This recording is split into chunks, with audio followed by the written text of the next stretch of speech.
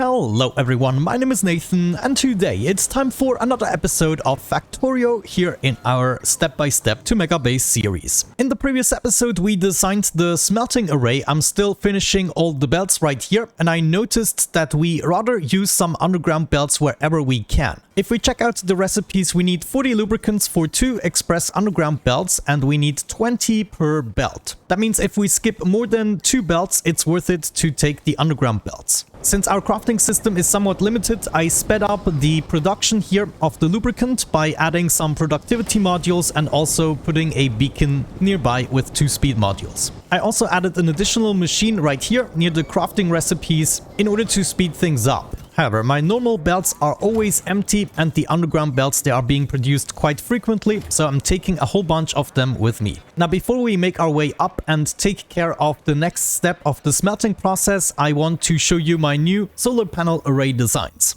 Arranged like this, we have a pretty good ratio here with 612 solar panels and 560 accumulators. I think the perfect ratio is about 25 to 21, and this here gets pretty close, though it is not perfect. However, what we can do now is take one of our pathways and build this all the way around. Something along these lines. Let me just get those materials and I can start building. And then once that is done, we should be able to just copy everything over. Actually, let me create a blueprint for this, Alt B. And I'm going to take everything, including the power poles here, but we're going to remove all the excess power poles. Like, I took a little bit too much here with me. I'm just going to get rid of everything on the outside. I'm going to call this one Solar Array. I already have a smaller version. I want to show you that as well. But this is going to be my main solar array. If we create that blueprint, it is exactly what we needed. Except, whoops, I made a huge mistake and did not include the tiles. So here we go. I recreated the blueprint. We're going to add the tiles and we're also going to snap it to the grid. And I think it should be 100 by 100. However, we need to move the grid by about 10 on the x-axis and I guess also 10 on the y-axis. No, actually, that's a lie. We need to go 5 and 5. Which is still not smack in the center, so maybe 6 and 6. Okay, that actually looks good.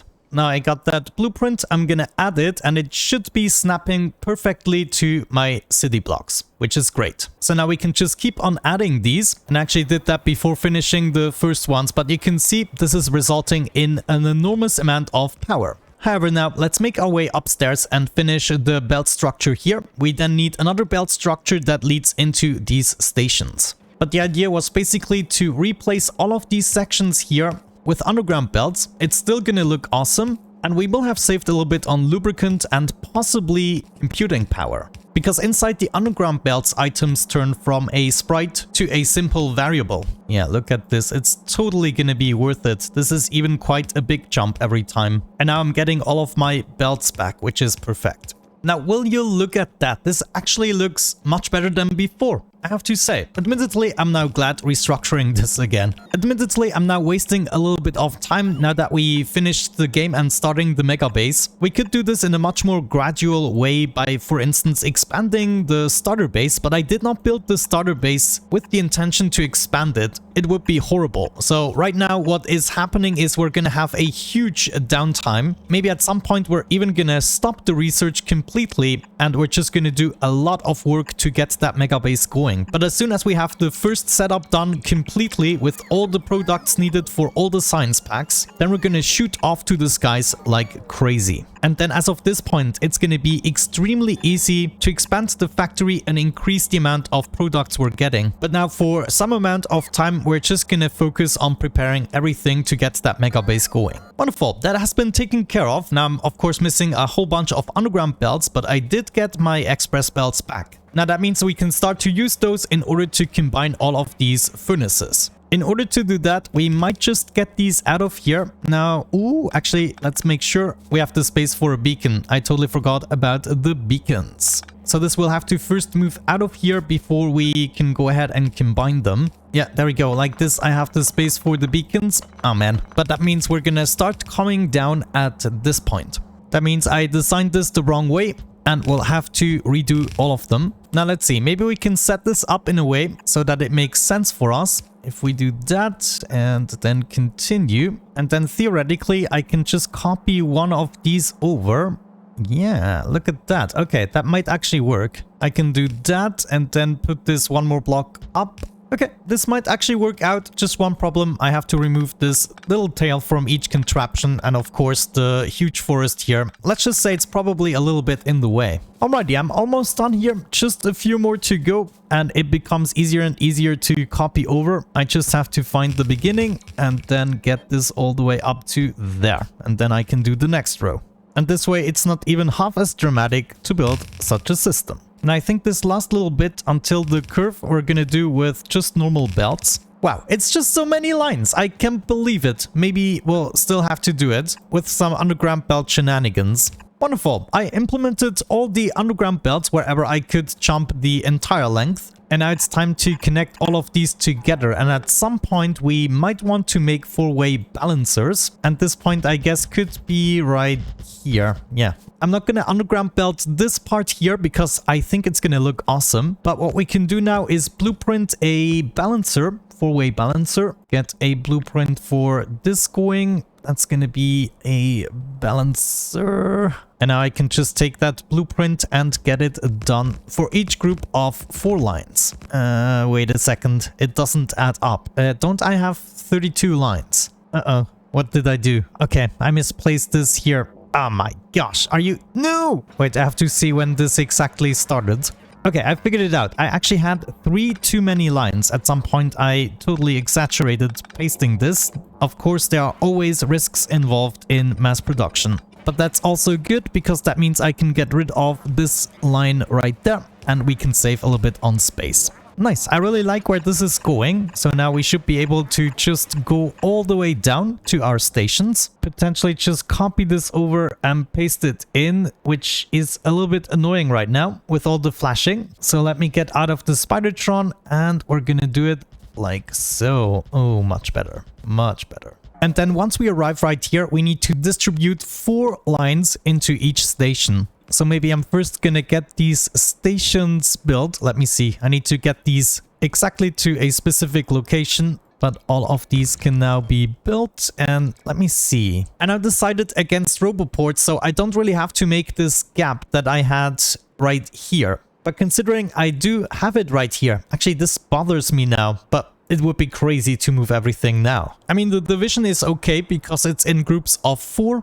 That's right, and it leaves us a little bit of space to play around with roboports if we wanted to. What bothers me is that we're potentially not going to have the gap here. So I think what I would want to do is cut all of this out and then paste it at the same level here. And this should then give us the correct distance. At least I believe so. Let me copy this, get over here. Yeah, we're on the same line. Wonderful. I would say with that we have this problem fixed. Also this way the power poles aren't in the way. Wait a second, I think I did something wrong here because this isn't adding up with the curve. Oh no, don't tell me I put it in the wrong spot.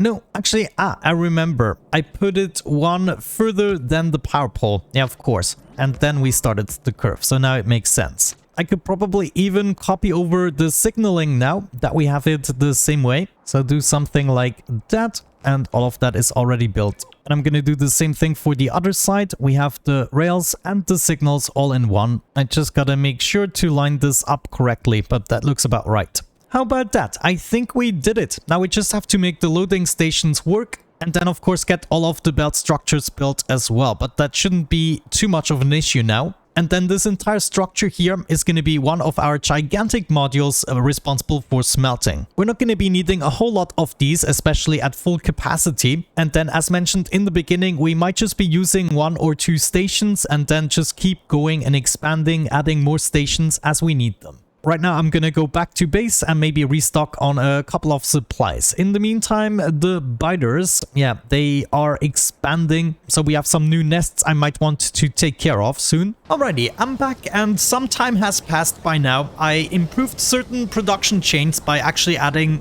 more productivity modules. For instance, these guys right here, I just cannot supply enough iron at the moment. And by actually adding more productivity modules right here, we can decrease the amount of iron we're gonna require. It's not gonna produce more gears, it's actually gonna be a little bit slower, but it will be using less iron plates. And so we can improve our throughput, and then maybe all of the machines can work, and in total we're gonna produce more. The same principle actually applies to the rocket silo. I added a bunch of productivity modules right here, which simply means we're gonna improve the productivity of this guy by 40%. So we need substantially fewer materials, and of course this is gonna have a chain reaction on the entirety of the production because overall we require fewer materials. Of course I cannot do this with all the machines because I calculated the ratios without any modules, and in case of the rocket fuel we would need either speed beacons or way more machines if we wanted to switch the speed modules here with productivity modules. But either way, by just adding those to the silo, we did a good job in reducing the amount of materials we need. Considering right now we are putting a lot of the resources into our personal crafting system, and therefore not many resources can be supplied to other things. Like right now we're struggling to produce the rails because not enough iron is incoming here, and of course the reason for that is because we are using a lot up for our crafting system right now. However, if we keep on adding some productivity modules right here, then we will be using fewer materials and maybe we can counteract this a little bit. Alright, now all we have to do is design one train station for 4 lines. That means we want stack inserters pointing into the cargo wagons. Next up, a whole bunch of chests. So we're basically just doing the reverse of the unloading station. Maybe copy this over one more time. Okay, now we can set up the belts. We need to split up the lines somehow like this. Yeah, I think that's going to be good enough.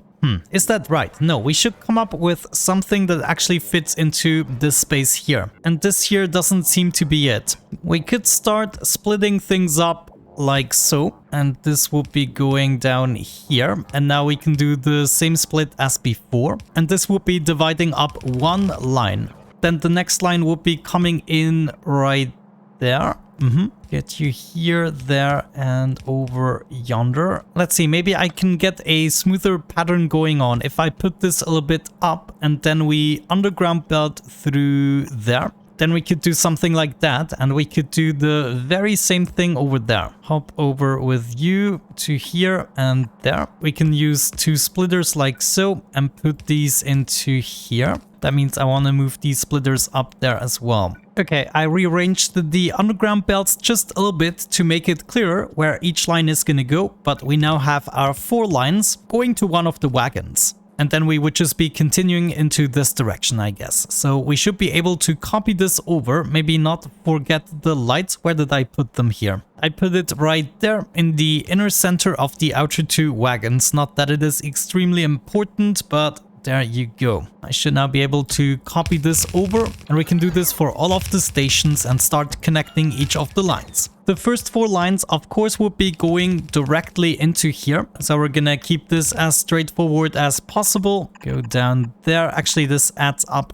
perfectly. So I'm definitely taking that. And then we can just continue with all of the lines. Actually, we might have to do some trickery here. Yeah, I don't think I'm actually gonna use underground belts here. It might be much easier like this, because now I can just continue and have a little bit of a better overview. We can then still exchange some of the lines with underground belts if we choose to do so. Yeah, it doesn't look like I actually have enough space here, so we'll have to move certain underground belts a little bit over. And now we can just keep going. Wonderful. Yay, I finally got them, so we can go ahead, maybe fill all of this up, and now we have a little bit of a better idea where we can go ahead and place the underground belts. And just like that, we're back to our usual patterns, but look at that, we can just skip so much. And even though it looks like a lot of underground belts, it's gonna save us some crafting hassle, and it's also gonna look nice. Plus we get the added benefit of having some more building space. And then here at the very end, just like we have over here, I'm gonna have something similar by just leaving the belts. And now we can finally somehow complete this. Oh, let me think. We'll have to do some trickery here.